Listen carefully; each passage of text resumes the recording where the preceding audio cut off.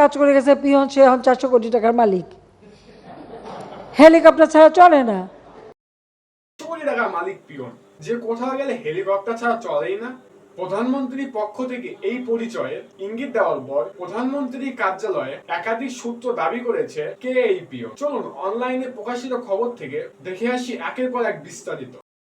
চাটখিল উপজেলার খিলপাড়া ইউনিয়নের নাহারখিল গ্রামের মৃত রহমত উল্লাহর ছেলে জাহাঙ্গীর। আমি মাননীয় প্রধানমন্ত্রীর পক্ষ থেকে চাটখিল ছোড়াবাড়ি যে উন্নয়ন করেছি। প্রধানমন্ত্রী শেখ হাসিনা বিরোধী দলীয় নেত্রী থাকার সময় জাহাঙ্গীর সুধা সদনে কাজ করতেন। ওই সময় সুধা সদনে যাওয়া অতিথিদের পানি এগিয়ে দেওয়ার কারণে তার নাম হয় পানি জাহাঙ্গীর। পরবর্তীতে শেখ হাসিনা প্রধানমন্ত্রী হলে জাহাঙ্গীর তার ব্যক্তিগত কর্মচারী হিসেবে কাজ করেন। এর আগে জাহাঙ্গীর মূলত আওয়ামী লীগ নেতাকর্মীদের কাছে পরিচিতি লাভ করেন 2004 সালে 21 আগস্ট গ্রেনেড হামলার ঘটনার পর থেকে। আওয়ামী লীগের দুঃসময়ে শেখ হাসিনার খাদ্য বহনকারী হিসেবে টিফিন ক্যারিয়ার তিনি নিজ হাতে রাখতেন বলেও জানা গেছে। প্রধানমন্ত্রী কার্যালয়ে পিয়ন হিসেবে কাজ করলেও নিজেকে প্রধানমন্ত্রীর ব্যক্তিগত সহকারী হিসেবে পরিচয় দিতেন। আর এই পরিচয় দিয়ে তদবির, টেন্ডারবাজি, নিয়োগ বাণিজ্য সহ নানা অপকর্ম করেছেন জাহাঙ্গীর। প্রধানমন্ত্রী কার্যালয়ের পরিচয় ব্যবহার করে গাজীপুরের ইপিজেড এলাকার ঝুট ব্যবসাও নিয়ন্ত্রণ করতেন তিনি। আমি দেখেছি দীর্ঘ 36 বছর তার কাছে থেকে অবৈধভাবে কোটি কোটি টাকার সম্পদ অর্জনের পর রাজনৈতিক মাঠে নামেন পিয়ন জাহাঙ্গীর। চাটখিল উপজেলা আওয়ামী লীগের সহসভাপতির পদও পান তিনি। একই সঙ্গে দ্বাদশ জাতীয় সংসদ নির্বাচনে নৌকা প্রতীক পাওয়ার জন্য মনোনয়নপত্র কেনেন। পরে নৌকা প্রতীক না পেয়ে স্বতন্ত্র প্রার্থী হওয়ার ঘোষণা দিয়েছিলেন। অবশ্য পরবর্তীতে তিনি নির্বাচন থেকে সরে দাঁড়ান। দ্বাদশ জাতীয় নির্বাচনের আগেও বিশাল বহর নিয়ে তিনি সভা সমাবেশ করতেন। এসব সভা সমাবেশের জন্য লাখ লাখ টাকা খরচ করেছেন জাহাঙ্গীর। বিভিন্ন সময়ে সরকারের অনেক প্রভাবশালী মন্ত্রী ও গুরুত্বপূর্ণ ব্যক্তিকে নিজের এলাকায় দাওয়াত করে নিয়ে যেতেন তিনি। যাতায়াতের জন্য হেলিকপ্টার ব্যবহার করতেন। এই উন্নয়নগুলো করার জন্য আপনাদের রাস্তা খোলা আছে।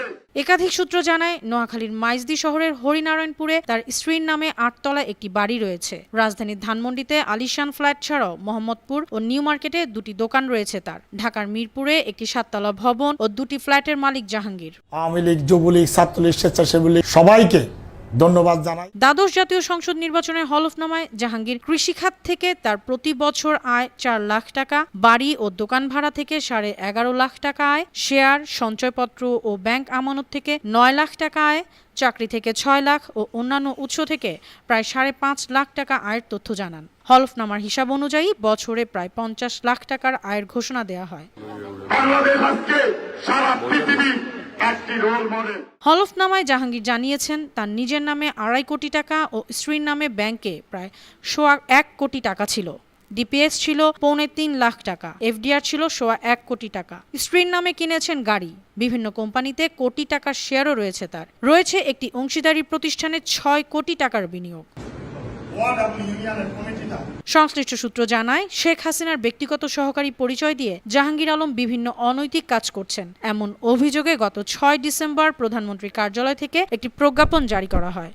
ওই প্রজ্ঞাপনে বলা হয়, জাহাঙ্গীর আলমের সঙ্গে প্রধানমন্ত্রী ও প্রধানমন্ত্রী কার্যালয়ের কোনো সম্পর্ক নেই। এ বিষয়ে সবাইকে সতর্ক থাকার আহ্বান জানিয়ে প্রয়োজনে নিকটস্থ আইন প্রয়োগকারী সংস্থার সহায়তা নিতেও বলা হয়। রোববার জাহাঙ্গীর আলম, তার স্ত্রী কামরুন নাহার ও তাদের স্বার্থ সংশ্লিষ্ট প্রতিষ্ঠানের ব্যাংক হিসাব জব্দ করার নির্দেশ দিয়েছে বাংলাদেশ ব্যাংক। সেই সঙ্গে তাদের হিসাব খোলার ফর্ম সহ যাবতীয় তথ্য আগামী 5 দিনের মধ্যে চাওয়া হয়েছে।